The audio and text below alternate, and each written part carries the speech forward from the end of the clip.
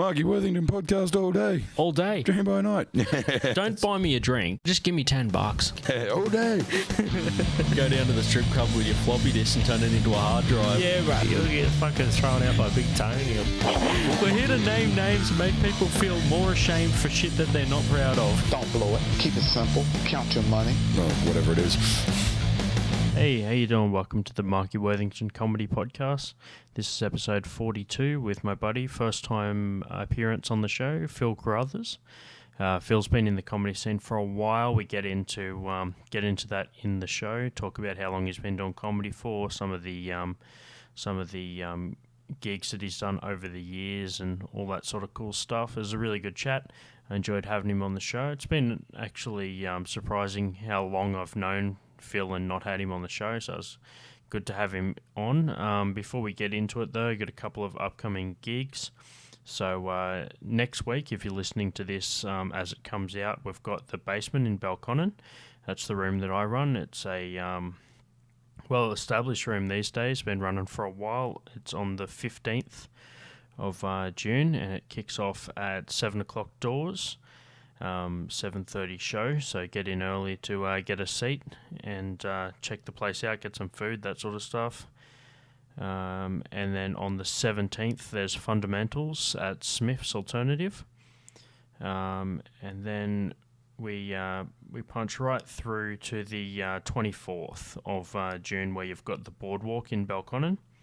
That one there's a room that I was on last month and did a roast battle with buddy Kai Fay, friend of the show. So it was a good fun gig just to mix it up a little bit. Kai messaged me during the day. He's like, "Do you want to do a roast battle?" And I'm like, "Fuck yeah!" So it was a fun, something different from what I remember last month. Kai wants to mix it up a little bit and change the theme of the room a little bit and do some different style gigs there. So should be interesting to see what's up next. So that's, like I mentioned, on the 24th at the Boardwalk Bar in Belconnen. I've got other gigs coming up, but usually I don't find out about those until just before the gig. So make sure you check me out on my social medias, because I announce all my gigs on there. You can find me at Marky Worthington Comedy on Facebook, Instagram, and YouTube. You can also find me at Marky Comedy on Twitter. And finally, if you're into Twitch streaming, because I kind of talk about gaming in this a little bit this episode, check me out at Marky Worthington Gaming on Twitch. And I also restream onto my YouTube channel. So yeah, I think that's all the platforms. I'm also on Spotify and Apple Podcasts, but if you're listening to the episode, you probably already found that. But yeah, cheers for listening, and let's get into the show. I love that it's the Marky Worthington Podcast with Marky Worthington. Hey, welcome to the part of the podcast where we talk instead of the intro that I did before, which you all heard, because why am I repeating that? So let's welcome to the show our guest for the day, Phill Carruthers. How you doing, man? Not bad. Thank you very much for having me. Just a long-winded, weird intro there to kick off to start the bidding. Yeah, the encore intro to the intro that will be inserted later. Yeah. Actually, if you didn't hear that intro, then that means I decided to keep it out. So it'll be like that's like the deleted scenes. Now I look like the idiot. Did people already are aware of how much of like an idiot when it comes to like this kind of stuff I am. Like, yeah. Actually, the bit you will hear if you listen to this episode on the audio edition will be the when I had Dane Simpson on. Yeah, I was like, welcome. I was like nervous for some reason. Yeah. And I was just like, welcome to the Marky Worthington Comedy Podcast with Marky Worthington. and Dane like called it out like straight away. Yeah. And I use that as part of the intro now. Yeah, okay. Because I'm like, I accidentally got really good like content out of that. Because I'm like, it's Dane Simpson saying my name. I'm like, oh, why wouldn't I use that? So yeah, sometimes it just randomly, something will happen and you'll be like, that's really good. It's like when you do crowd work and then like you get like a good bit out of it. Yeah. So that's always fun. Yeah. That's it's always a risk. It's a risk, dude. Sometimes you'll just have a bit and you're like, oh man, I really shouldn't have. Like, you have material and Yeah. you know it's decent Yeah. and you're working on something that's been going well. Yeah. And then crowd work will just pop up and you're like, oh, I'll take a chance. Yeah. And it's just not fucking worth it. And you're like, I can't believe I had material Yeah. that could have been better than that. I feel like the trick I see a lot of people do is just like have an exit strategy for like no matter what people say, Yeah. because then it looks like you've done a good job at crowd work as opposed to just flubbing it and then being standing there with your pants down basically. Yeah. I've done some crowd work. Actually, it's only the last like 12 months that I've actually been leaning more into crowd work. Like Yeah. I've always kind of riff with a crowd member if they're like talking. Yeah. Or like I ask a question and like rhetorically, but then they actually respond out loud. Yeah. Then I'll do a little bit of work. Yeah. But like before that, I would only just do my material and leave. Yeah. And kind of I was performing to the crowd Yeah. as they were like a stadium crowd. Yeah. Like it was like the same vibe as if I was at like a stadium, but it was Yeah. like an open mic at Smith's. Yeah. And I would just go up, recite my shit and bail. And it was very like disconnected, I feel. Yeah. But even just one little bit of crowd work will like make you seem more human. Yeah. It is interesting. Smith's, like, it doesn't happen every time, but it generally seems to have like the highest chance of someone just like acting like you're just there to have a chat. Yeah. I've found like there was the last time I was there was just some people that would just chime in with commentary throughout the whole thing. And like most people are there because you only have the 5 minutes to do what they've prepared. So yeah, it can work well, and sometimes like after the third, like when they're doing it in the fifth act in a row, you're just like, surely you understand what this is. You had to pay to be here. Yeah. This isn't an accident. Yeah, you weren't just like for example, did you ever work? It might have been while you weren't Active. active. There was a room in Gungahlin at Young and Frisky. I think I missed. There was one like an upstairs place there that I did once, and that was like before I stopped. But yeah, I don't think I ever did Young and Frisky. Okay, yeah, Young and Frisky wasn't up. There was just like a bar. It's still going. It's just Yeah. I don't do comedy. I went there for trivia. Like I was few, gonna say, like if it last was out of business, I'd take credit if I ran the comedy room. It's like we crashed that place. week. It's like I used to work for Dick Smith back in the day. And I left 3 years before they went bankrupt, but I still claimed that like my deals were too good that I Yeah. sent them under. I put them into recession. Like, Nice, you were. but yeah, so there was a lot of people that were just there to have dinner, Yeah, and you had to perform comedy to people that were eating fucking 50-cent wings. yeah. No, that happens. A lot of places will mention wanting it, and then you'll like go to the venue and you're like, no. Yeah. It's one of those things like, so for like an intro for people that aren't familiar with Phill, probably just my mates basically that are like not don't often come out to shows. Because I grew up down the South Coast. Oh, okay. So I have more, I have a few people that listen to the podcast. no one's committed enough to come up that often for an open mic, yeah. But when I started in comedy in, I think it was 2017. Yeah, Yeah, it would have been 2017. It was at Smith's. They used to have it in the front room, yeah, and before there was no back room. Yeah. It was just all the front room was the whole bar. yeah, Phill was one of the comedians on the bill there, and I remember sort of starting, and Phill was one of the staples in the scene, and I've had most of the people that I started with on the show before, and Phil's one of the last people that I haven't had on there, aside from people that have either moved away or, are full-time comedians and don't don't stay still long enough to pin them down. Yeah.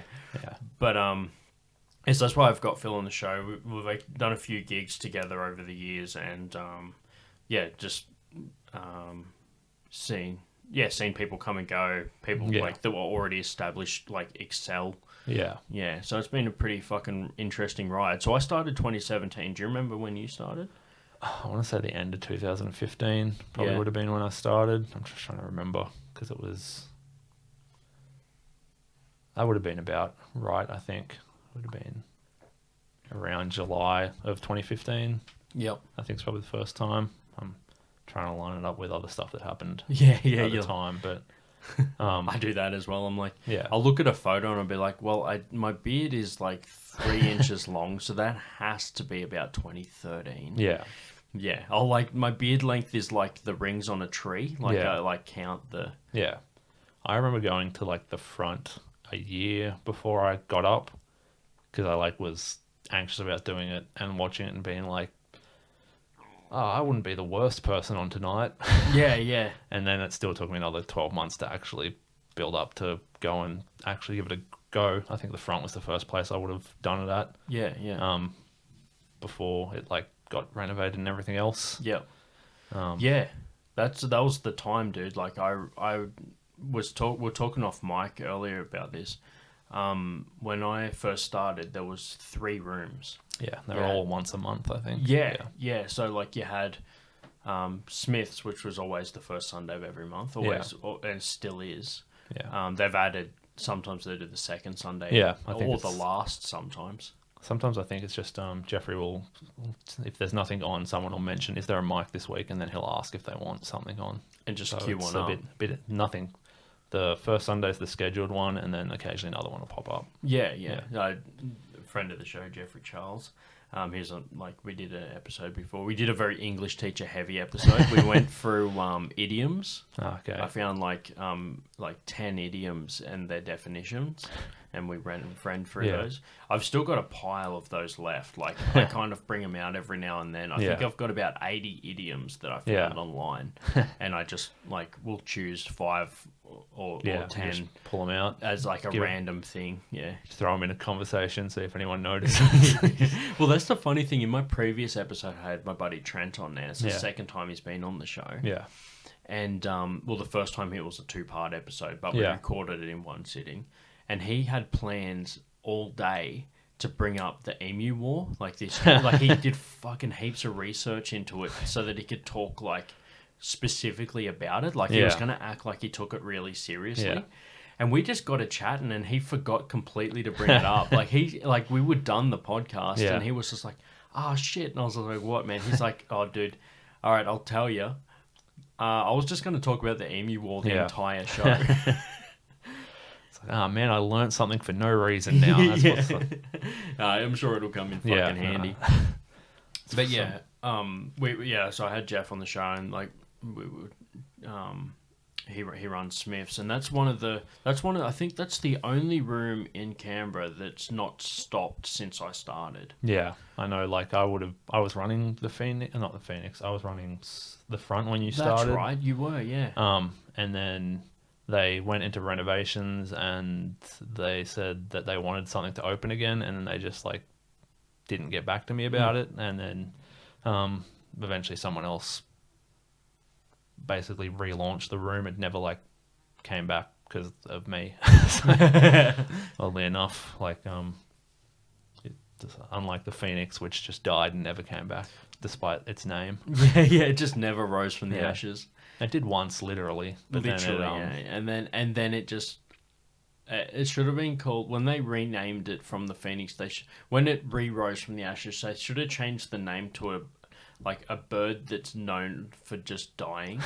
They should have coal renamed. mine canary or something like that. It becomes the dodo. Yeah, Like it's just Extinct. Yeah. Like there was no.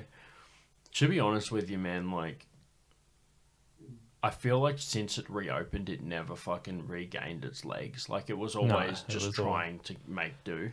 because it sort of like reopened on that other side after. I don't think it ever had comedy in the. It was similar to like Smith's, where they had like 2 alleys, and I think the downstairs of one used to be a different venue for a while. Yeah. Like when I was first 18, I think that was a different place, but I think it belonged to the business owners, and they were like Okay. subletting it. Yeah, yeah. But yeah, it never. I don't know the people who run it personally, but I heard that like they were just treading water for a fair while. Yeah, so, well, this was no secret. They Yeah. would have like GoFundMe campaigns yeah, and all that well, sort they of had shit like running. their version of it, which was like selling bricks. So not literally, but like people just wrote their names on the brick wall there. Yeah. As like a fundraiser. I remember that at one stage. It was a good space. They never seemed to quite nail it for the comedy stuff. Did it have comedy before it moved next door? I don't remember it ever having it. Not while I was doing comedy anyway. Yeah, because I did comedy there only while it was in that main area. Yeah. But I went there once before when it was On the other side. On the other side, early days Yeah. of me. I moved to Canberra in 2012. Oh, okay. And it would have been around 2013 that I went there, and it was on that side, dude. Yeah. And it was like a weeknight. Yeah. I was chilling at home. My buddy said, "Oh, there's a gig on in the city." Yeah. He comes to a lot of the shows, actually, my buddy Lucas. He took that photo for the poster. Yeah. Yeah, he's actually seen him last night. He's a really cool dude. Yeah. I've known him for years. When I first met Lucas, he had like a Skrillex haircut, and it was 2013, so that was like everyone's shit, right? Yeah. Like 2012 when I first met him. Fucking Skrillex hair, dude. And he had the glasses and everything, and people, like, you'd be out with him, and people would be like, "Holy shit, dude, you look like Skrillex." But he was there, and he's like, "Oh, there's a gig on, you should come out." Yeah. So I went there, and it was my first and last time I ever went to the Phoenix before it burnt down. And it was the band ran out of songs. Like they only knew like 5 songs. Was it like a originals band? It was originals. Because most of the stuff that I ever saw, there was like local acts doing their own material there. Yeah. But as in music acts, not many. I think maybe some like poetry, beat poetry stuff was on there. Because I know they did like I can't remember what it's called, but there was something that used to run out of the Phoenix. Yeah. Yeah, it's like how Smiths does their poetry nights and stuff as well. I think Smith is like well named, I guess, like Smith Varietal. They have sort of different art and stuff they'll host there. It's good to have that sort of venue in Canberra. I don't know if there's anything that would be similar to it. No, it's so unique. Yeah. Like, and the thing is, Smiths has personality and character. Like, you can't build that overnight. Like, there's something about a venue where it's kind of alive. It sounds weird, but like you think you've got to think of everything that's ever happened. Yeah. To make that venue what it is today. Yeah. And shape it to what it is. Yeah. Like, from like the people that work there through to the patrons, through to like every piece of that place has been crafted over years. You just can't recreate that. Yeah. It's because of where it is, it so easily could have just been turned into like a bunch of other restaurant or yobbo some shit. things that people Fuck, there's a word I have not heard for a while. Yobbo, yeah. Showing your Queanbeyan side. Oh yeah, love it. Is it Queanbeyan side or is it just the south side? I'm wondering whether yobbo is just because my parents are older. Oh yeah, so true, they probably threw that word out more than some other people's. But my old man was like 36 when he had me. Yeah. How old was your old man when he had 48, 49. Yeah, dude, that's like a gap there. Right? Yeah. Fucking hell. I actually I was talking to someone recently and they said something like that. Like they said a word that I hadn't heard for ages. Yeah. And I actually pinned it. I was just like, because it was more so something that like my old man would say. Yeah. And I was just like, oh, your parents are old. Like I just said that just as like a rant. And they were like, yeah. Like it's just my mum was 40. I'm like, holy shit. I just like guessed that. Yeah. That's funny that you can pick that out. It's just sort of thing. For some reason, sometimes, like, especially when I'm doing crowd work, I'll just say something. Yeah. And someone will come up to me at the end of the show and be like, you fucking nailed that. Like, I was doing some crowd work at the Last Basement. Yeah. And I was talking about how staunch this dude was because it was like a cold winter day, night. And he was wearing coincidentally, exactly a hoodie with shorts. And I'm like, that's a staunch move to like wear that in. Like, it's like saying like, you know, I'll wear a hoodie because it's cold, but like she'll be right for the legs. Yeah. And I was just doing some crowd work with him. The legs are moving. Yeah. So I did that for a little bit and I'm just like, dude, you like, and then someone else went up on stage and also picked that guy. Yeah. And said something about like, him serving time, like as a joke. Yeah. Like he's so staunch, he looks like he served time or something. Yeah. No shit, dude comes up to me at the end of his mate comes up to me at the end of the gig. It was just like, he actually was like, he's been to Goulburn prison before. Yeah. I'm just like, holy shit. I'm like, I'm so glad that I didn't go too hard on the crowd work. Like, Yeah. But to be honest with you, like, I never got any bad vibes from, like, I worked a room. Could have been a white collar criminal. Never know. Dude, yeah. No. Tax evasion. No. He's like a big, like, hectic looking dude with just like tax evasion. It's Al Capone. That's all they could get him on was the tax. True. Yeah. It's just like, well, whatever. That's the thing though. Like sometimes that'll be the thing that sticks. It's like you always hear about these criminals that get done for things like, you know, parking in a no parking spot and shit. When that's because they got him on all this shit, but they didn't have enough evidence to pin him, and then they just hit him with that. Or they messed up like one thing in the procedure and couldn't like actually keep them in custody, and then it all fell apart. Like the evidence wasn't strong enough to make a definitive answer. Yeah. And then they get out and all the witnesses disappear. Yeah. It's like, it's like, fuck. Yeah. It's like, do you remember Grand Theft Auto 3? Did you ever play that game? I played Vice City. I remember going back to play 3, and because it like didn't have the voice acting, I'm like, this is kind of dry. Yeah, true. Yeah, but I would have played parts of it, but I didn't. I started with 3, Yeah. So like it only got better from there. Yeah. So I never had to go back. Yeah. Actually, I started with 3, and then you talk about a fucking time warp. I got 1 and 2. Yeah. On just based on the merit of 3. Yeah.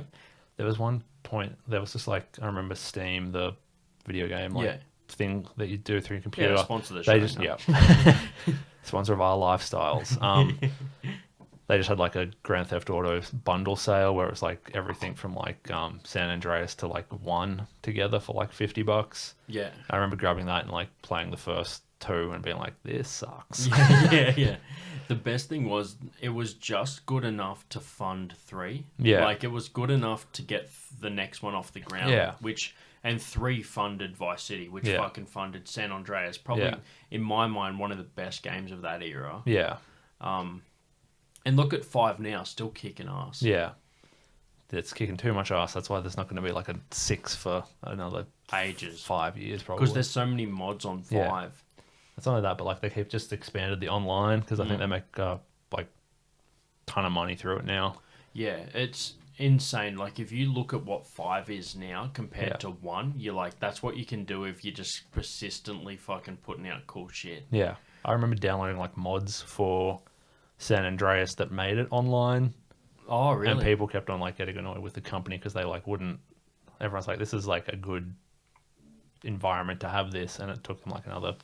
I think they tried an online in GTA 4, didn't they? And it kind of sucked. Yeah, they did. Yeah, and then they relaunched it properly. 4 was the oddball because it was the Russian dude. It just changed the like aspect of it. It was a very grey game. It was, and also the they tried to update the physics to make it so that you couldn't just crash into shit and not have repercussions. And people were like, "What the fuck is this?" Like, you know, it's like when Gran Turismo just got like Gran Turismo racing sort of got 2 involved. Like, I played Gran Turismo 2.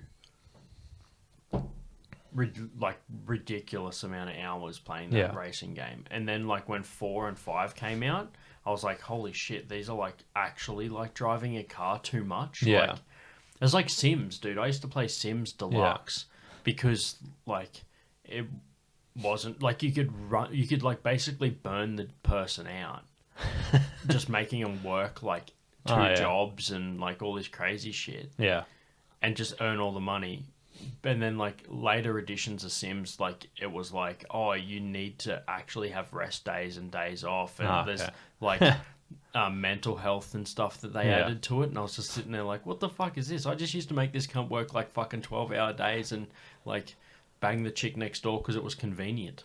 I just remember in The Sims, like you'd do the stuff to like kill the people and you'd mess around like that. And then one time I was trying to play it properly, someone just caught on fire cooking their food. I was just like, what?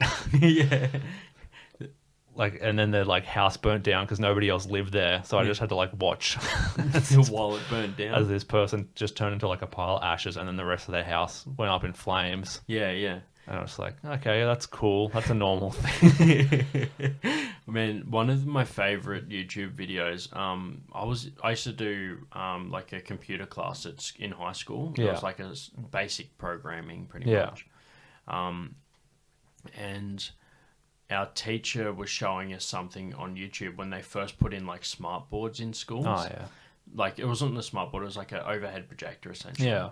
But because it was the computer lab, they got it first. Yeah. So he was doing a lot of the course material showing us on the projector. Yeah. So he shows us like a video of someone writing like some piece of software. Yeah. I think because it was related to some software they used in Minecraft, Oh, okay. the metadata had just rolled up like a Minecraft video to play after. Yeah. So he's midway through finishing talking about it, and the next video starts playing. Auto plays. Dude, and it is a video of a guy showing you how to put fire in a fireplace in like a log cabin that him and his buddy built together. And he throws the fucking fire like tile down, Yeah. and it lands on the like next to the fireplace instead of in the fireplace. And he's doing a tutorial. He's like, okay, yeah, so this, oh, hang on, no, it's just landed. And then he like, there's like a like an indoor pool like next to Yeah. it. So he goes over and picks up some water and walks over and tries to like throw it on there. And he eventually gets it like put out. Yeah. And then turns back around and the whole other side of the room's on fire. So he like is backing out of this house, and he's Yeah. still like in disbelief. Yeah. He's going like, oh, hang on, no, I might need you to, oh wait, this is oh no. And then like it just ends in him on the outside of the house. With the whole thing on The fire. whole thing's on fire, and he's going, I cannot believe that just happened. I have to tell my friend that I burnt the house down. Like, he's just like in utter like awe. And our IT teacher is just like, by the start of that video, he went to change it, and we're just like, no, sir, leave it on. And he's like, oh, all right, then we can watch this one video, then we got to get back to it. Yeah. And even the teacher was like, I'm so glad that played. Like, we were just, he was young for like, Yeah. he was like just out of uni. Oh, okay. And he was Yeah. like a nerdy kid, so Yeah. he fucking, So he would have been you could across tell from he loved Minecraft it. Yeah, and that, yeah, yeah. yeah. He was actually one of my favorite teachers. He used to, we used to talk about games and shit, Yeah. like, whenever like we had spare time or Yeah. whatever. I actually in that class designed my own version of the ET game. Oh, okay. Do you know about the original ET game? Is that the one that like buried in a Buried in landfill? And landfill. it's like, I watched a documentary on Yeah. it on Netflix. I knew about it before that, but this Yeah. guy actually set out to find it. yeah. And the conclusion was basically it wasn't just ET that they buried; it was Atari. There was Yeah. not just. It was mostly ET games. I because mean, ET buried Atari, Yeah, basically. yeah. That's actually funny. It went Yeah. the other way around. Yeah. It's like, Atari didn't bury ET. It was the other way around. Yeah. That's actually fucking hilarious. But anyway, they I developed my own version of that game. Yeah. And to be fair, I myself believe it was better than the one. I was going they to say, released. it probably would have been at least as good from what I heard about that game. Basically, what it was like reverse Minesweeper. Yeah. Only you, instead of like avoiding where the mines are, You were trying to find them. trying to find them. So you Yeah. had a limited amount of clicks, and you Yeah. had to find the 5 pieces of the phone so that you could Yeah. put them together and call home. Yeah. So yeah, it was just like basically a 10 by 10 grid, Yeah. and you just had to Click through. find. Find. And the minimal amount of clicks was the score basis. Yeah. Yeah. So yeah, that was Yeah. my game I developed in high school. Yeah. It's actually still in a file on my PC. I should stream me playing Yeah. that game, dude. My own game. Yeah. Fuck. That's a long term project, but that'd be cool. Yeah. But yeah, so I could play the original ET game followed by mine and do like a vote to see who thought it was like which one was better. Yeah. Because I'm such a narcissist, I want Yeah. people to say that mine was better than. Oh man, so we were chatting about when I was setting up the mics at the start of this, you're talking about like some of the like skits and stuff that you do for like recordings and things like that. Oh yeah, like the improv. Is it like improv sort of stuff? most of the sketch stuff's all written. Yeah. We'll improv, like the improv more happens like during rehearsal, where you'll find stuff that's funnier there. Yeah. But yeah, that was part of like Wet Brekkie was a sketch group that we haven't been active because people get busy and it's sort of like have kids and other stuff Things like that yeah. going on. But we have some online content if people want to look that up. But yeah, so it's sort of because like, there are like if people are good at it, like you'll find other online groups where they literally just will go and record and improv stuff for like an hour and then cut that into 3 minutes. Mm-hmm. Whereas like when you have to schedule so many people and it's not your full-time job, you feel like you can't risk that of having Yeah. How everyone many people is Wet Break?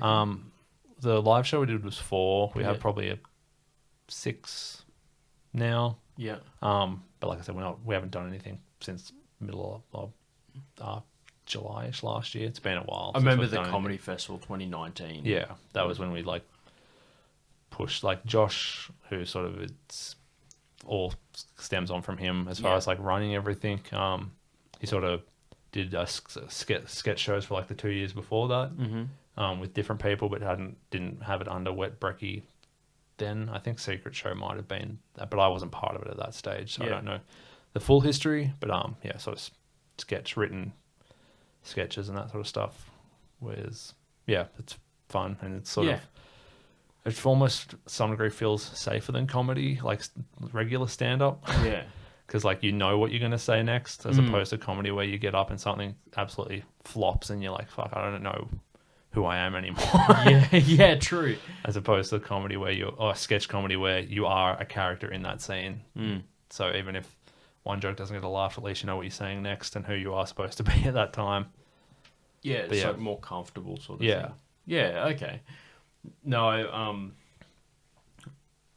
I know exactly what that's like as far as dropping a bit, dude. Like the amount of times, like, isn't it funny when you have like, there's a comedian, like a local comedian, and you've heard a few of their jokes before, and they try a new one, and it doesn't go as well, dude. Yeah. And then you hear them say something that they said like 4 years ago. Like Yeah.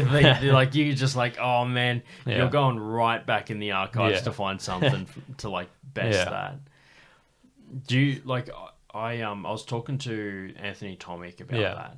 Like I had him booked for the show, bang right on when COVID hit. Okay. And we were, He ended up in Melbourne for like a couple months then, so that would have been him. yeah, so we didn't end up getting Yeah. a chance to do it. I still like to have him back on the show, but it just we haven't queued it back up. Yeah. Rescheduled it. He MC'd recently, actually. Yeah, I see MC'd the front last night. Yeah, I wasn't there, but that was... Yeah, no, I was there. I did. I wasn't expecting to be up early, but I was expecting. Like I knew I was on the bill, Yeah. so I get there like just after 7:30, like a fucking poorly managed dick that I am. Yeah. And Chris was like, "Oh, good, you're here. We can start." And I was just like, "Oh, fuck!" Like, now I feel like an even more of an asshole. Yeah. But Chris was just fucking around. Yeah. And it was packed. Yeah. Like, It was sold out, and I think they could have a few more people than last time. Yeah, they've increased it. Which one of the comedians made a good riff about it. They're like, "Look at this crowd. We're basically rubbing it in Melbourne's face right now." Hey, without Melbourne doing anything right now, we're like the comedy capital of Australia right now. Like we're like Nobody look at Sydney. yeah, just like except for Sydney, just don't mention that. That is the southern capital of comedy in Australia. Yeah, like south of Wollongong, where the We're number one, baby. but yeah, we went and did I went and did that, and I only really did 2 jokes last night, and the rest was just riffing on those 2 jokes. Yeah. Like Jeff did like a musical bit with a guitar, like not just singing, but like I've seen. I don't know whether he's added more stuff. I know he's working on like a bigger show, so I think he's trying to like get that down pat the songs. It's fucking great, dude. Yeah. He's such a good singer. Like, Yeah. there was a he hit like a high note, and it reminded me of you know the high note in All of My Love by Led Yeah. Zeppelin.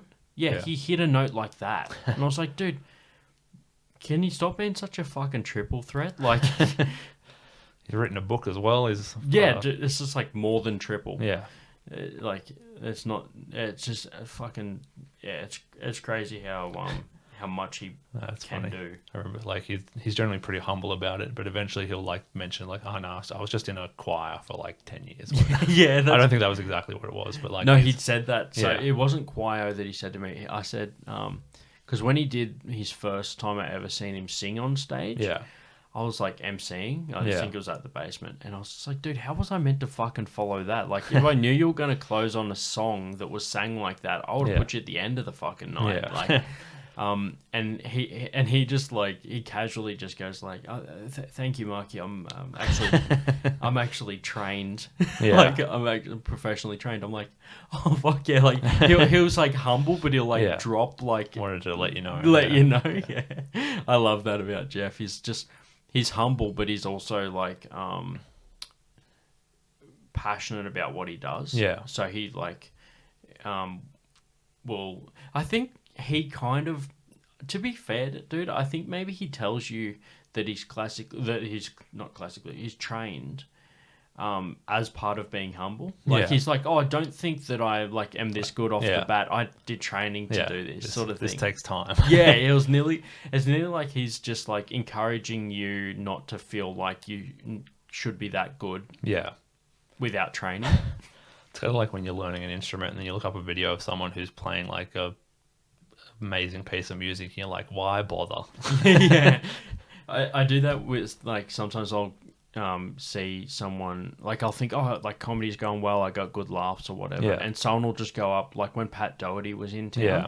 and just do crowd work for fucking 10 minutes and Yeah. murder. Yeah. And you're like, fuck, man, I'm back to square one. Like, oh man, like I listened to Joey Diaz's podcast. Yeah. And he talks about when he would like go home and cry because he would open for a headliner and they would tear up the room. Yeah. And he would be like, is this really what I want to do? Yeah. Like, I guess comedy, I guess, is interesting in the sense that like you just got to remember that you're not trying to be the person that did well. You're trying to be like your own version of a comedian. So like, yeah, I think I was there that night at the front where Pat like absolutely just crushed doing crowd work, and it's just like, okay, I didn't do that well, but also I am not trying to do crowd work style comedy. So if you want to try and do crowd work style comedy, you can try that as well, Yeah. but it's all just like what you want to get out of it, and yeah. each person's sort of like progressing. Like it's not competitive Yeah. necessarily. Yeah, it's only as competitive as you think it is. Yeah. Like if you think that like I need to beat this person, then Yeah. you'll create that in your own mind. Yeah. So it's like it's like comparing you like I try to only compare myself to myself. Yeah. Like and how well I did at my last show versus like you know how I did right now sort of thing. So yeah, I can't. Although I do, Yeah. it's not really fair to compare myself to like people that are killing. Yeah. I think, yeah, it's sort of the only thing I guess you can compare is like, say, I wasn't sure about that material, so I didn't really give it what it needed. And then that didn't work, and then I can come off and like work on that aspect of it and making sure that like you're committing to the bit basically, which isn't all like premise, but just like, yeah, sort of taking away what you can rather than being like, I'm not that person, being like, what is different that I can control, and without just trying to be, because like, what does it say, like great comedians ruin like the next generation of open mics because everyone's there trying to be them. So you just got to, like I said, try to figure out what your influences are and figure out what you're trying to do specifically. Yeah, like Yeah. I watch back some of my shit, Yeah. like I don't film all my sets, but I record. If I don't film it, I have the audio. Yeah. And I had this bit where it just would never like always land. Yeah. And I'd listen back to the recording and I just couldn't pick it. And it Yeah. wasn't until I filmed it that I realized that like my body language was not committed to the bit. Yeah. Like it just looked like I was apologizing for the bit. Yeah. And the minute that like you start being more confident, Yeah. the crowd can like see that you're joking. Like Yeah. if you're apologizing for your material, then the crowd sometimes like shies away from it as well. Yeah.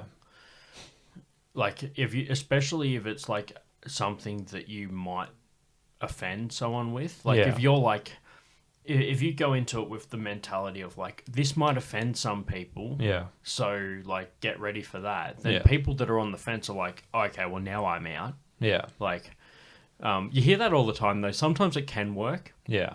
Like if you say it after you've said the joke, like if Yeah. you're like, you know, like, oh, wow, you guys love that joke. That means you're going to love this one because Yeah. like you like filthy jokes or some Yeah. shit. Like if you address the fact that like the crowd is like degenerates, Yeah. then they will like laugh at their own degenerate fucking behavior.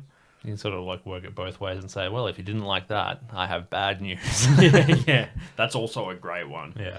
There, it's like, well, it's like, well, or you'll say something that's like doesn't get any laughs. And you're Yeah. like, all right, I suppose I better do some material. Like it's just Like I said, it's always a risk that you have, like if you are trying to like tread that line as well, there's always the risk where you've just said something offensive and you're like, ah, shit, I forgot the joke. yeah. That does happen every so often. You it's forgot also- the punchline because you're Yeah. so worried about the setup. Yeah. Or like you just completely flubbed it and now it's out of order and there's no point trying to like explain it. Like so, like people like Daniel Sloss and Bill Burr will do stuff where they sort of start with a premise that gets people offside and the whole premise of the bit isn't, it's like turning it around or getting people to eventually laugh at the idea. But again, you sort of have to take the risk that you're going to get to the end of a 5-minute bit and be like, oh, that didn't work. yeah. And everyone's slightly angry at me. Yeah, now I have to work harder. Yeah. Dude, some of the best endings I've had Yeah. to a gig has been when I started shit. Yeah. Like, there's something about, like, losing a crowd and winning them back, which Yeah. makes it heaps better when you do. I know I've seen Pat do that with his crowd work as well. He'll lose them Yeah. on purpose. Yeah. He'll go up there and, like, give someone shit Yeah. off the bat. Yeah. And just seem like A prick. a prick, yeah. Like, and a lot of people that I take to because I bring people with me to shows Yeah. occasionally. I'll bring someone along that hasn't seen comedy Yeah. before, like a friend of mine. I'm like, come check a show out, you know? You forget that, don't you? That like some people just don't watch stand up and you're like, what? I'm like, To me, that's like saying you don't listen to music. I'm just Yeah. like, what? yeah, like for me, it's one of those things because it's become my life so much. Yeah. It's hard to imagine that other people don't also Yeah. think that way. It was also like just as a kid growing up, I was like, would always make sure I was watching comedy stuff on TV when it was on as well. So the idea that just like that wasn't registering in people and they just skipped it. Yeah. Well, I tend to try and bring people along to comedy. Yeah. Like friends of mine that, like, if I have a conversation with someone and they're like, "Oh, you're like," he's like, "Oh man," like if I'm chatting to someone, like, "Dude, you're like that's the funniest shit I've ever heard." If I tell them a story or something, Yeah. but like, no, like, "Oh, so you like that kind of like? You should come check out some comedy sometime." Yeah. To be fair, I don't bring them to shows that I'm not performing on. So I'm Yeah. kind of dragging people along to watch me Yeah. do comedy and then fucking making them tell me that I'm good. Like, Yeah. it's the worst combination. If I find people who are interested, I generally just point them at the Facebook group because I don't want them to necessarily watch me at an open mic because to me, like, it always was a little odd when I'd see someone bring, like, it's our first time I would bring like 10 people to watch them because it'd be like inviting 10 people to watch you like pick up an instrument you never played for the first time. Yeah. And And just- come watch me try and learn Smoke on the Water. Yeah.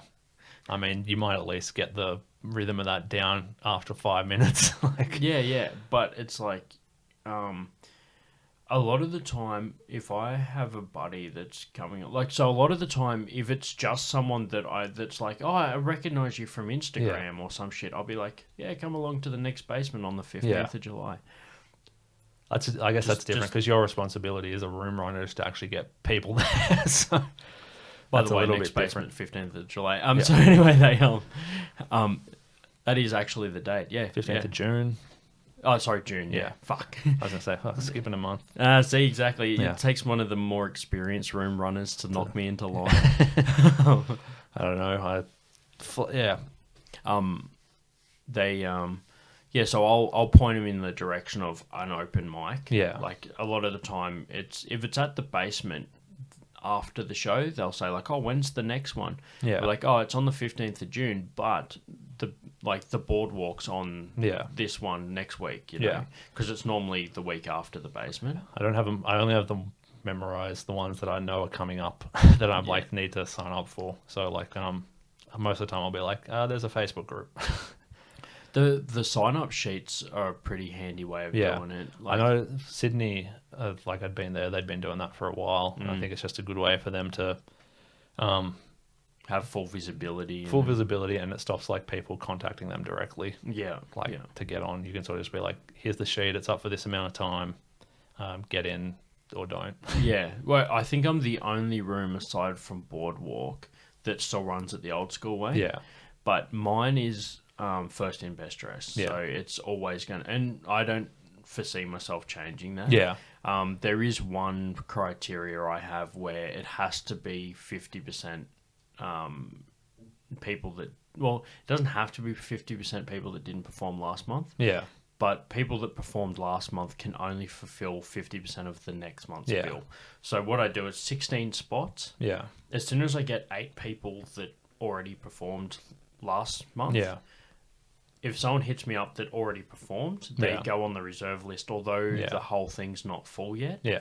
And then like a couple of days out from the gig, if I've only got like a few people that like didn't perform last month, then I'll go to those people. Because I'd prefer to have people that performed last month than no one at all. Yeah. But if I can, I'd prefer new people. Yeah. Gets newer people in as well as I get newbies at every month since I have come back since May last year. Yeah. So nearly for 12 months straight, I've had average. So not every month I had a new person. Yeah. But some months I had none, and the next month I had 2. I think there was like 2 or 3 when I did it last. I've had the same amount of new people as I've had mics. Yeah. So I've bought 12 new people on the stage in the past 12 months. Yeah. Because of that. Just trying to make sure you're encouraging people. New people. Yeah. So I like to think that and a lot of them have continued doing it. Yeah. Fateh Singh.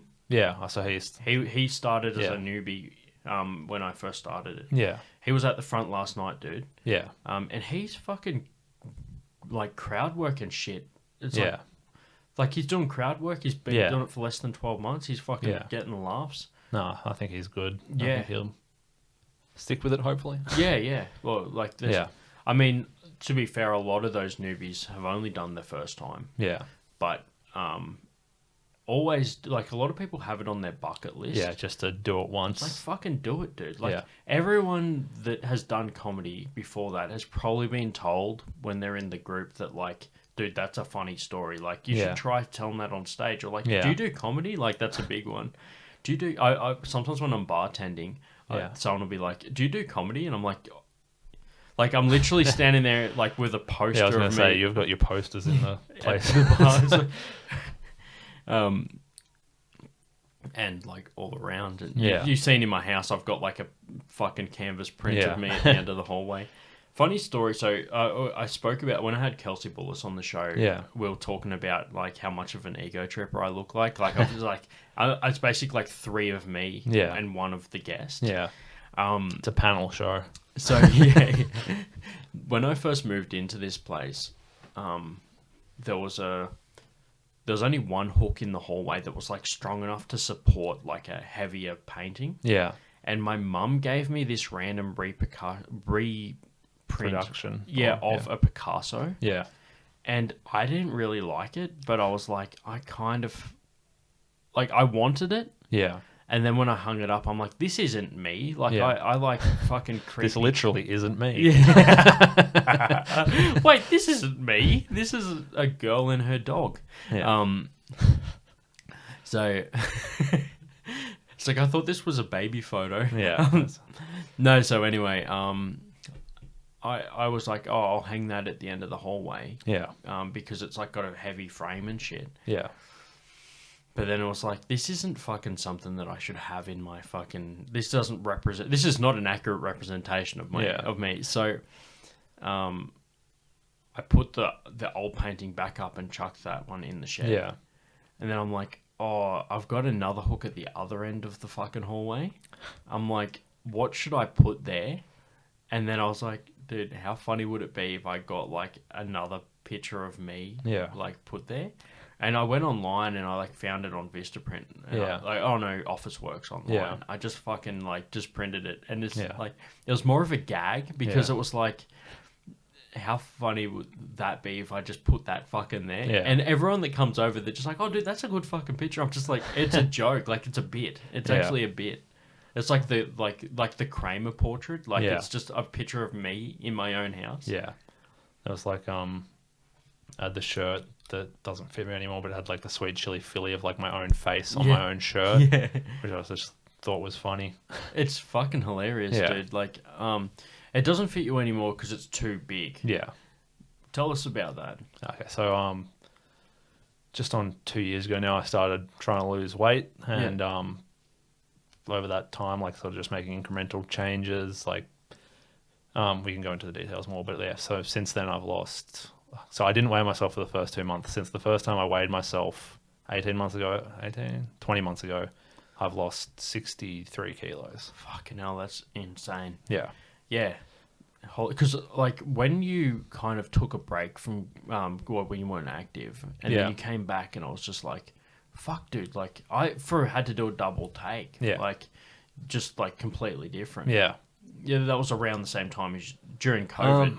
I'd taken a break, and then Josh asked me to be part of the sketch show. Yeah. So it was like nearly like, it's weird saying I've been doing comedy for like nearly 6 years, because like over half of that I was like not Active. doing it. Yeah. So like, I wasn't active for like a year, and then sort of did the sketch show where I wasn't active in the stand-up space, but was writing this show to perform. And then once that show was done, like a month after that, I started doing the weight loss stuff. Yeah. And then I got like started 2020. I went to like go and do an open mic, and then everything shut down. Yeah.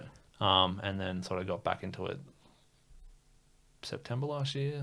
And so that's sort of the on and off of it. But yeah, so it was like I think it was like 18 months since I seen you last. Yeah. Before I seen you after you'd lost weight. hopefully there'd be a noticeable change. Yeah, I was just like, holy shit. That's always like, I run into people who haven't seen me in that period of time. They're like, what have you been up to? And I was like, I think, take a guess. Just losing weight, man. Yeah, no, nothing. It's funny because, like, over COVID, I lost 20 kilos, and Yeah. I can't do my weight loss bit if I know you're on the bill. I did have a joke that's just like, I think it's a good amount of weight to lose because it ruins a lot of other people's stories. Yeah, it's fucked, dude. Like, I'm like, it's you've just put down the royal flush. I've got like 2 2s and a 3. Yeah.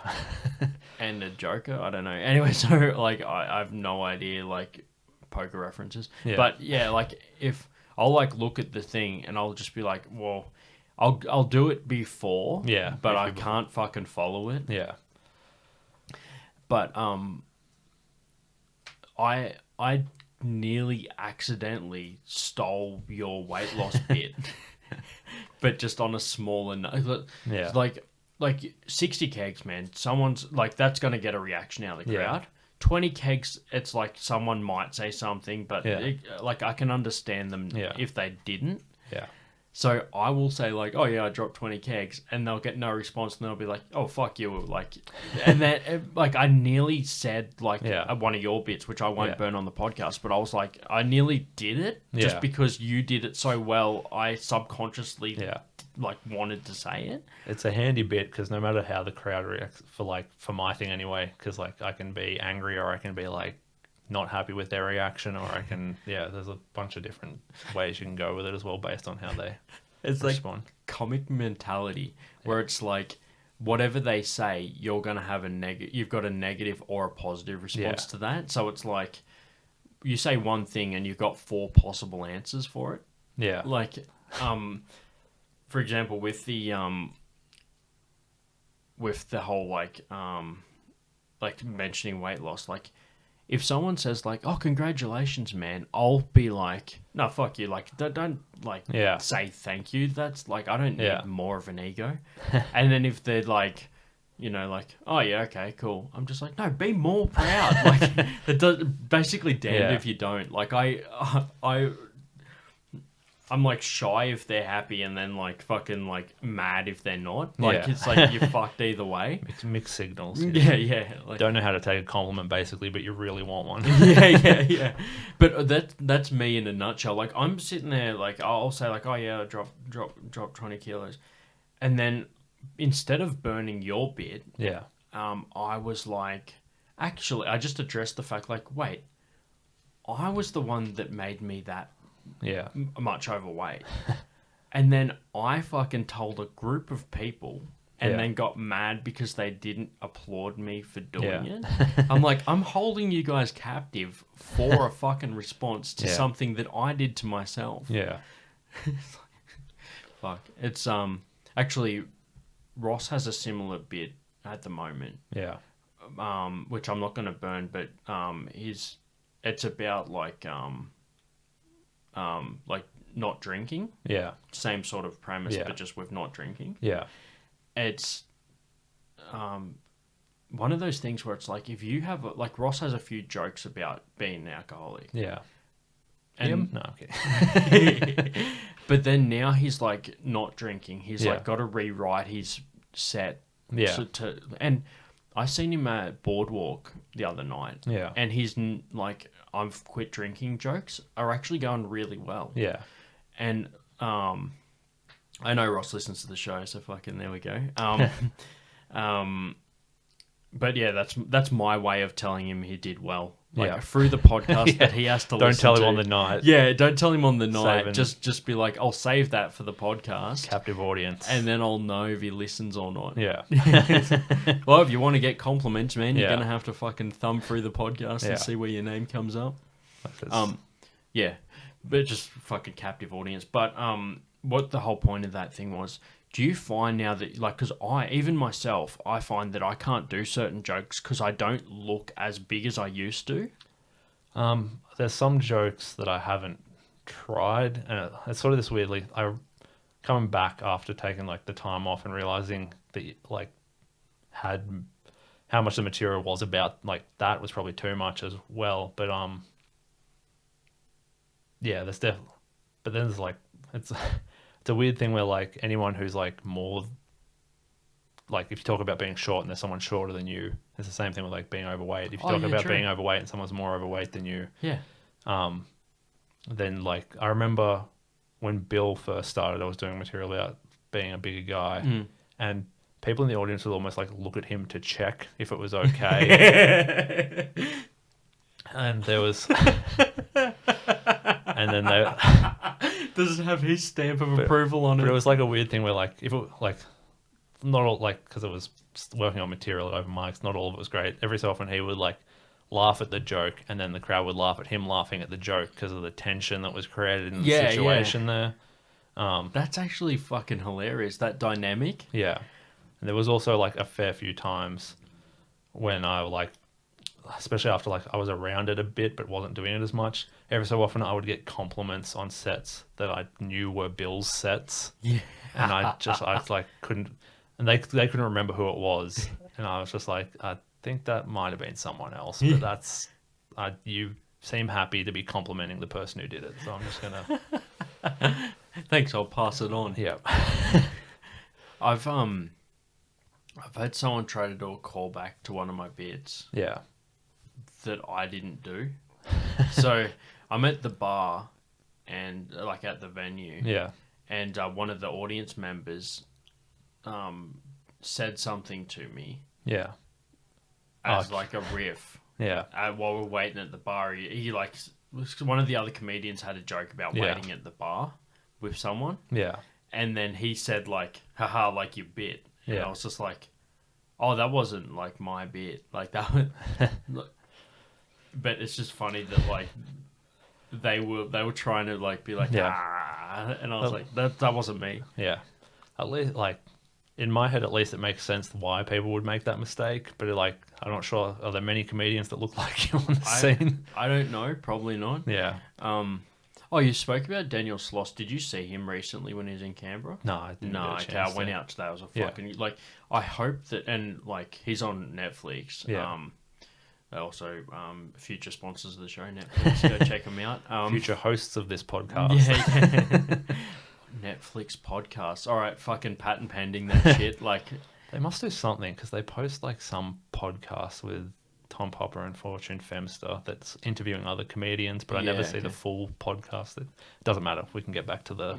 yeah. No. So, what I was saying was, yeah, Daniel Sloss. I hope that, and I don't see why not, but I hope that after this tour that he's doing, that hour is on Netflix because it was Yeah. solid. Like, it was a solid, fucking hilarious I hour. think, like, the quality that he manages to put together for an hour, I can't imagine, like, his specials in the future not ending up on Netflix. Considering he's already got Yeah, specials he's- on Netflix. Like, he probably already has a deal. It'll end up somewhere. And it's sort of the whole idea of calling someone a comedian, and I can't remember who it was talking about how, like, they're not really specials anymore because 10 come out a day. yeah. It's more, it depends on It's the not comedian. special Yeah. anymore. The thing that makes it special now is the comedian, not the fact that, like, a comedian is getting the rare opportunity to publish an hour of material. It's that a good comedian is putting out an hour of material. Yeah. Well, that's like some people are like not on Netflix or different. Yeah. They're on different platforms and shit. Sort but of, there's so many now. it's like Joey Diaz. I Yeah. was talking about him earlier Yeah. in the show.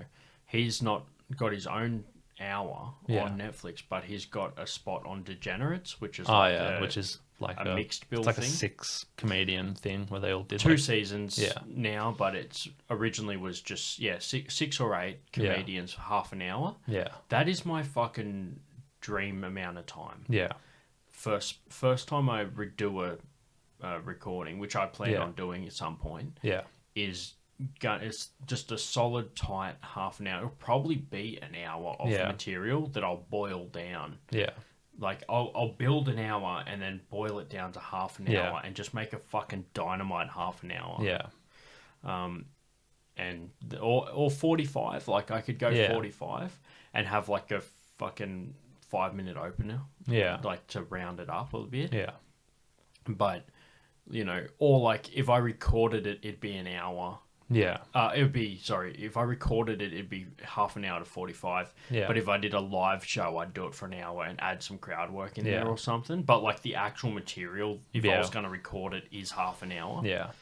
But if I did it live, it'd be an hour, Yeah. or 45 to an hour, because I'd kind of like let it breathe a little bit. Yeah. But that is a really cool idea to have. Instead of a special for half an hour, it's a series where each comedian gets Yeah. half an hour, and there's like 8 comedians. Well, it's like Comedy Central back like before when they weren't as often. Like HBO would be like the comedy special where people got an hour, and then Comedy Central in America would have the half-hour slots, and that would be like for comedians who are like on their way through the traditional pipeline to like touring and like being a Like feature act, Yeah, and that sort of thing, yeah. Opener feature. I mean, fucking headliner. feature acts. I think generally on like a comedy club night lineup don't necessarily do an hour. So those people would probably already be doing some comedy club sort of feature stuff. But like Yeah. being on Comedy Central and actually getting your name like on TV mattered a lot more than it does Yeah, now like- because of the power, like how much the internet's diluted stuff. Yeah, it's like dude, I could do an hour on YouTube and get just as much exposure as what you could. Like, if I couldn't do it. Yeah, but comedians have been able to do it, and it's sort of a thing where, like, I know some Australian comedians and other ones who, like, are definitely good enough to, like, be on those things, but nobody gave them the opportunity, and they just got sick of waiting. And it's sort of the good thing about the internet, how it sort of like decentralizes that structure where people can sort of create the following, create an income from that following, and then use that to fund the special eventually. So that's what I think they generally do. That's the process, like the natural progression of that. Yeah. Even like US comedians, man. Like I listened to like, so on that Degenerates season 1 episode 1 is Big J Okerson. Yeah. Okerson. Yeah.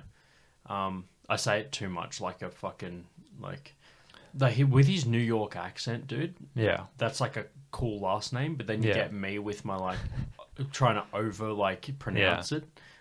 Like, I remember I used to know this guy. His last name was Jarrett. Just straight up Jarrett. But I used to pronounce it Gerard. So people would be like, "No, I don't know that guy." Hey, like, and it's just like, and then I'd describe him. And they're like, "Oh, you mean Jared?" And I'm like, "What did I say?" And they're like, "You said Gerard," and it's just like threw me completely off. Like, I would just be the same dude, and I'd say it like completely different. Yeah. So Big J's on that, and he is in that like kind of like New York club comedian, and a lot of those New York club comedians release their own specials just doing live at a club, like on YouTube and shit. Yeah, they'll put it behind like a fucking paywall. Yeah, and like, or they'll just put it out live and be like directing people over to their YouTube channel, which then they can make money from. I don't know. I'm pretty sure the last probably 2 specials Doug Stanhope did were on Vimeo, where you just like paid $10 or something to watch them there, because but like I said, he's been doing that podcast he does for years as well, and just uses that, I think, to fund back into the live stand-up, although listening to the podcast half the time it sounds like he hates stand-up. I'm an avid listener to the Doug Stanhope podcast, man, and also like a couple of the guests that he's had I've followed to their podcasts. Shane Gillis was there for a little while during COVID. I think he stayed at his house for a little while, and that kind of got me onto him and his crew, and like the issues with Andy and like all that sort of shit. Like dude, he does that like every now and then he'll do that random fucking call to a prison phone where he talks to that guy that's in prison. Forgotten his name, but anyway, it's a dude that Joe, maybe, I don't know. It's been a while since I've listened to it. Okay, so he somehow, I think because he's a fan of Stanhope, hit him up and was like, "I'm a fan of you," and Stanhope was like, "Oh, why don't you call the podcast from your prison phone and we'll chat?" So he'll do like a random episode where it's like a dial in from a prison phone, and they only have 15 minutes to talk. He hasn't done one for a little while, but during COVID, he was like a repeat guest. And it was just like, what the fuck? Like, I bought Stanhope's album that he only put out on VHS. I think I remember hearing about that, and then I like missed the orders because it was relatively limited. Yeah, it was like I think 200 or something, and they're signed and shit. And I did a like viewing party at my place. And actually played it on VHS. Like, it just like, I do remember Stanhope used to do like, he would just do garage sales on eBay. And I think maybe he'd like sign stuff as he sent it out. I remember being like, the first time he came in Canberra, did like a downstairs gig at like the AFL club in the city. I can't remember what. Oh, the Magpies. And someone was in there like wearing a hockey jersey that he'd signed that they'd bought off. He'll just sign shit to make it. So, residual checks from movies and shit can sometimes be like 3 cents. So he, instead of just cashing a 3-cent check, he'll sign it and sell it on eBay. It's like you're getting like money from more than what the check's literally worth. I also think he would steal Bibles from hotels, sign them, yeah. and sell them. I think he was the one who did that as well. I listened to his most recent podcast, and he was talking about it seems like I think he went on a bit of a road trip because he found his old recordings on cassette from his live shows. Yeah. And he's just like using all this spare time he's got to review material. Yeah. Because he nearly had a special that came out and then COVID hit and then it didn't get released and then it got released. He finished his recent book as well and like he did a whole bunch of shit. Yeah.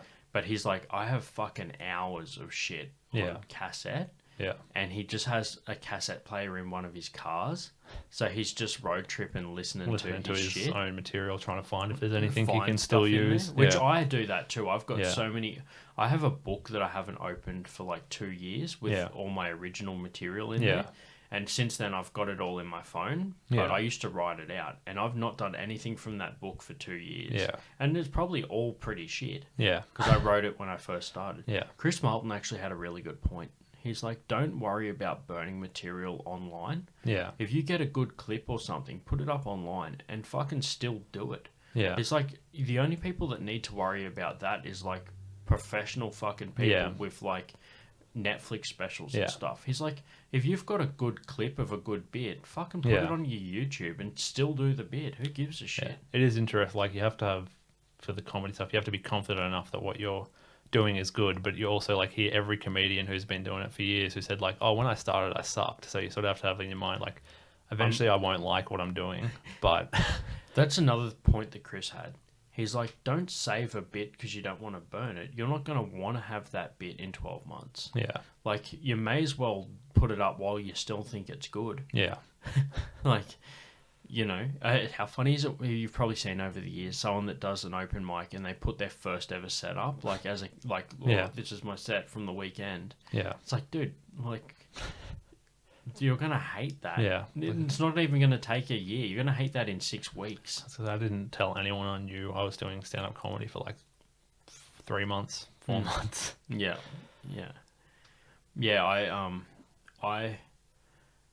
I got my Facebook and shit set up pretty early on, but it was more so just as a placeholder. I didn't really start updating it until like I'd been doing it for at least 12 months.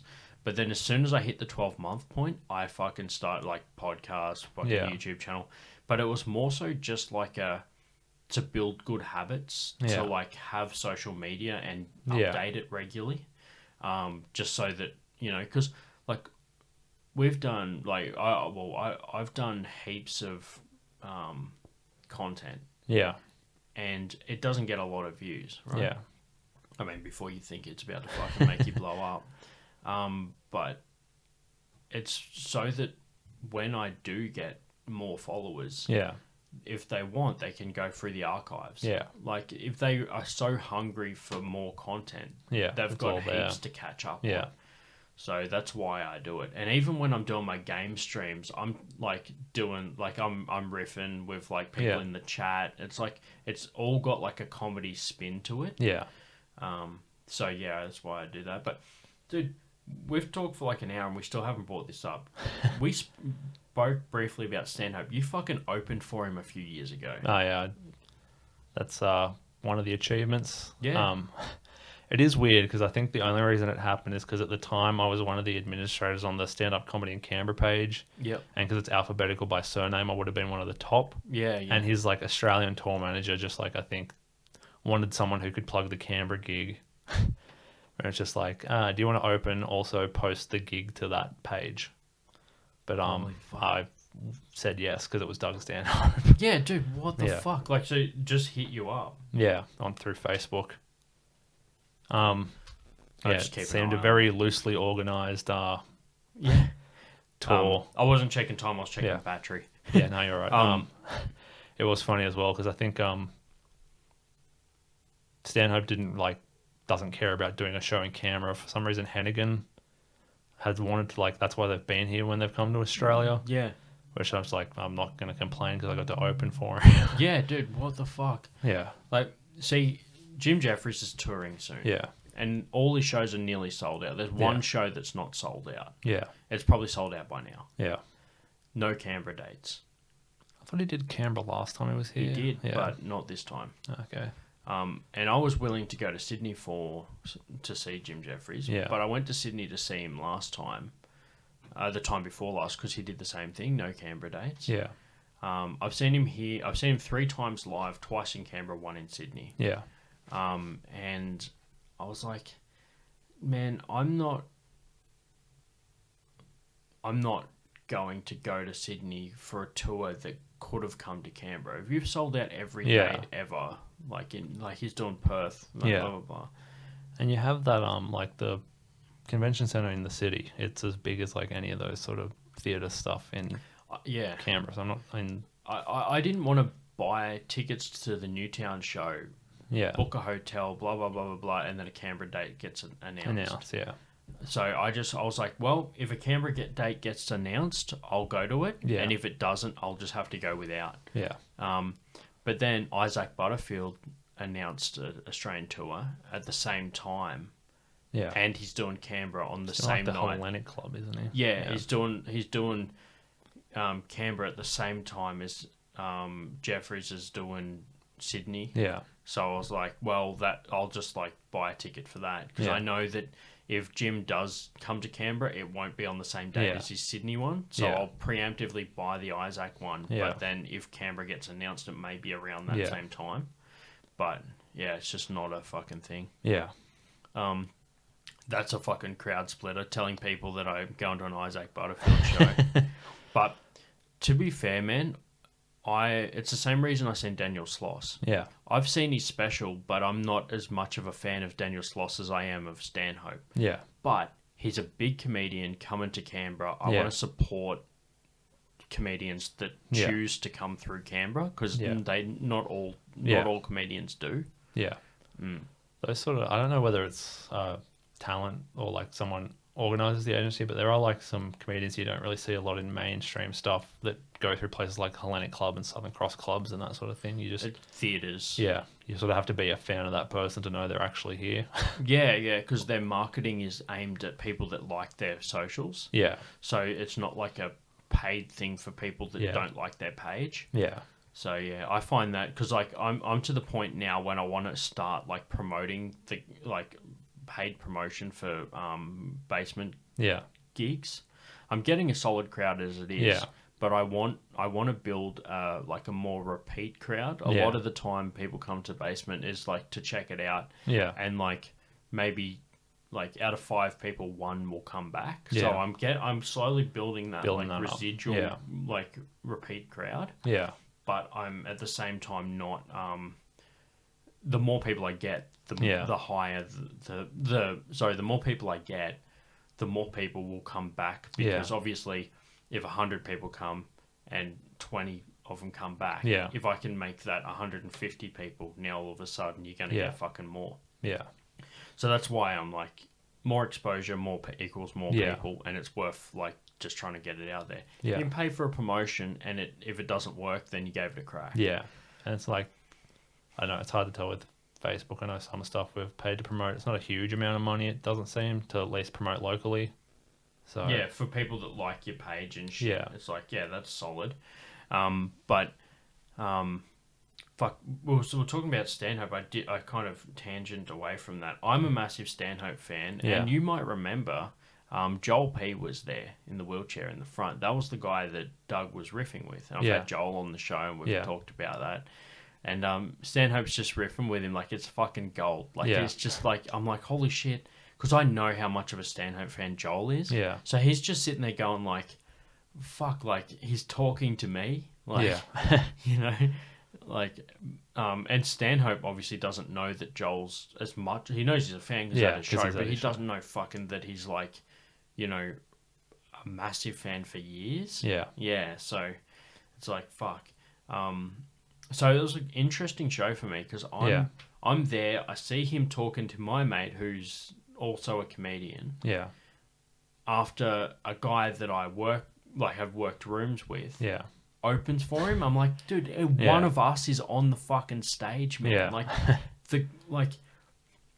it's like in that movie Goodfellas. Yeah. Where it's just like Ray Liotta's character's just like me or Jimmy couldn't be made because we had Irish blood. Yeah. But when whatever Pesci's character got made, it was like we were all getting made. Yeah. Because he was one of us and he was doing that. Yeah. That's how I felt. I was just like, someone that I do comedy with is opening for the Doug Stanhope. Yeah.